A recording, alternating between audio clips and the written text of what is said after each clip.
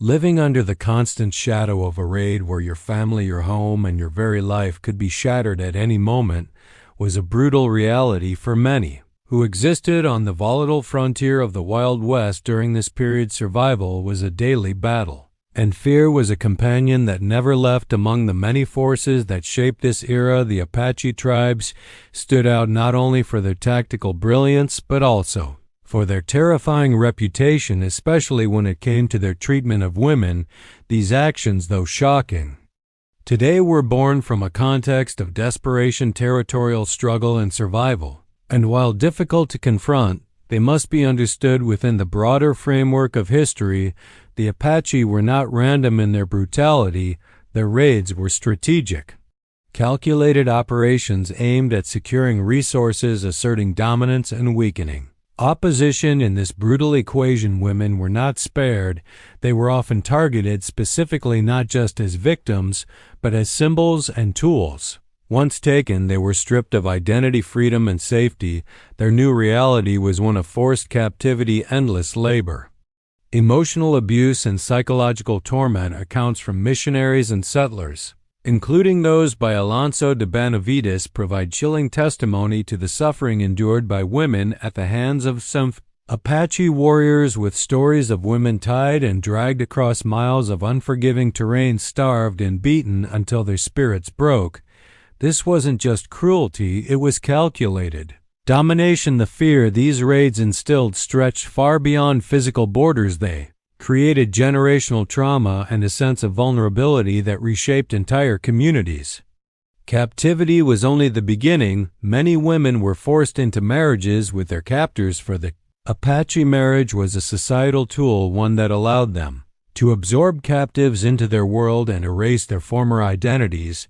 These unions were far from consensual. They were systems of control, binding women into lives of submission and labor, often as mothers, servants, and silent partners in a world that had violently taken them from everything they once knew. These forced marriages served political purposes, two uniting tribes, consolidating power, and demonstrating control over both people and culture. Tacitus once observed that the desire to dominate is part of human nature, and in the case of Apache conflicts, this desire was made manifest through the erasure of a woman's freedom and the reshaping of her entire existence into one of imposed loyalty and suffering. Another method the Apache used to terrify and subjugate was scalping. While often viewed as a barbaric practice, it was deeply symbolic among the Apache. It was not simply about killing, it was about making a statement.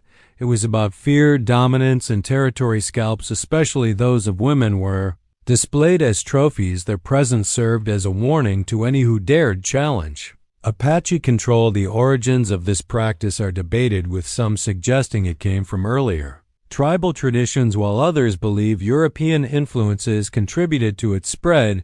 But regardless of its source, its effect was unmistakable. It created a psychological barrier that kept settlers at bay and reinforced the reputation of the Apache as ruthless and unyielding warriors. Ancient records such as those by Herodotus even mention similar customs among other cultures, showing that this form of psychological warfare transcended time and geography.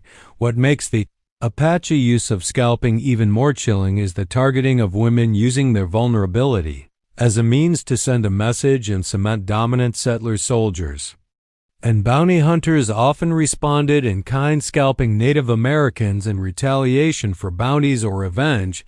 But when women were involved, the act carried an even heavier emotional weight and served as a brutal reminder of the power dynamics at play. The violence did not end with forced marriages or scalping. Many women endured relentless physical abuse long after their initial capture. Whipping and beating were routine punishments, often administered to enforce compliance, punish resistance, or simply to remind captives of their powerless state. Rawhide whips and clubs were used to deliver pain and fear, leaving deep scars both on the body and on the soul. One of the most well-known accounts comes from Olive Oatman, who was captured in 1851. Her story tells of relentless beatings designed to instill obedience and submission.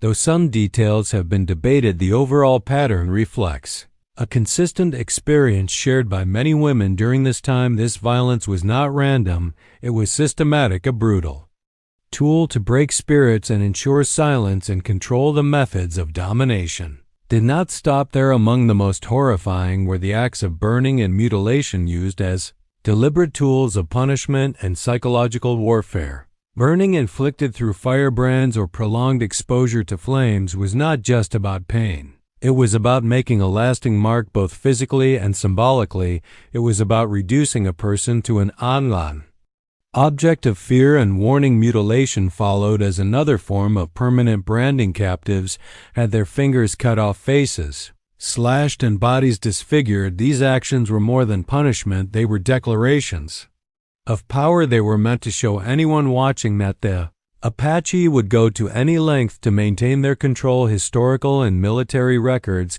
confirm these atrocities in disturbing detail. Settlers and rival tribes alike documented the sheer terror such acts provoked in communities that lived with the constant threat of Apache raids. And yet, in a world where revenge was a shared currency, the Apache themselves were not immune to these horrors. Women from their own tribes were sometimes mutilated or burned by settlers or rival groups as the endless cycles of revenge continued. For the women who survived, the physical pain was only part of the suffering. Their scars became permanent reminders of a time when survival meant enduring the unimaginable and dignity was often sacrificed for the sake of staying alive.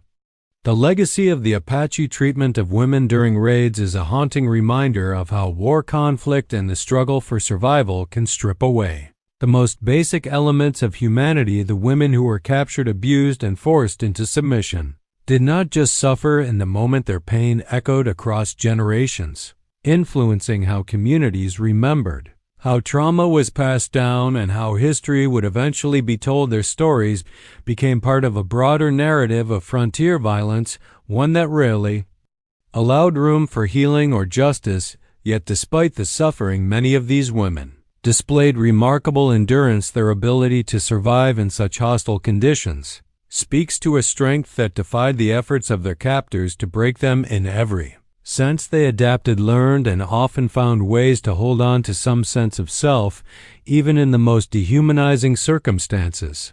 Their voices, though often silenced, were carried forward through accounts shared by family survivors and early historians who tried to capture a glimpse of what they endured. The psychological impact of this suffering was immense, not only for the individuals involved, but for the societies that lived with the constant presence of fear. Communities along the frontier lived in a state of high alert, with every distant sound, every unfamiliar shadow, a potential sign of an approaching raid. This kind of tension reshaped the very fabric of these settlements, changing how people lived, how they loved, how they raised children, and how they saw the world around them. In many cases, this fear led to a cycle of retaliation. Settlers launched counterattacks, military expeditions were ordered, and in many cases innocent Apache women and children became the victims of revenge-driven actions. The brutality was no longer limited to raids but had become a systemic cycle of violence that consumed everyone involved and blurred the line between defense and cruelty. The concept of justice during this time was often replaced by vengeance, a sense that retribution was the only path to safety and honor. In this climate of fear, the true cost was borne by those who had no power to stop it and no voice to protest it. History is filled with stories of powerful men leading armies of conquests, being remembered for their strategies and victories, but the stories of the women caught in the crossfire, the ones taken against their will, who lived in silence, whose pain was unseen and whose suffering was forgotten, are the ones that demand our attention now. Their lives were not marked by glory, but by quiet endurance, by the effort to simply survive, and in doing so they became unwilling participants in a brutal chapter of history that still struggles to be fully acknowledged. As we examine these events through a modern lens, we must ask ourselves not only how such suffering was allowed, but how it was justified. How entire societies built on concepts of honor, family, and community allowed the abuse of women to become part of their strategy for control. And power it is in this questioning that we begin to find lessons that reach far beyond the era of the Wild West, lessons about what happens when fear overrides empathy, when power becomes more important than humanity, and when silence is mistaken for peace. These are not just stories of pain. They are warnings about what happens when violence is normalized and suffering is hidden behind the veil of strategy and tradition. The scars left on the bodies and souls of these women are symbolic of a deeper fracture, one that exists not only in historical records, but in the way we remember and interpret the past. Many of the victims have no graves, no monuments, and no names that survive, yet their experiences shaped policies, decisions, and cultural identities that continued long after the last shot of the frontier wars was fired. Acknowledging their pain and honoring their stories is not just a matter of historical accuracy, it is a moral responsibility. It is a way of bringing dignity to those who were denied it in life and of reminding future generations that humanity must never be lost, even in times of desperation and conflict. As viewers, readers, and students of history, we must not look away from these uncomfortable truths. We must engage with them, reflect on them, and allow them to inform how we understand the world today. When we remember these women, we do more than revisit the past. We reclaim it from the margins and give voice to those who had none. It is through this remembrance that healing begins, not only for the descendants of those who suffered, but for society as a whole. In understanding the pain, we come closer to preventing its repetition, and in sharing the stories, we ensure they are never buried again. Their strength must not be forgotten. Their lives must not be reduced to footnotes. Their experiences must not be lost in the noise of history. They were not merely captives. They were daughters, sisters, wives, and mothers.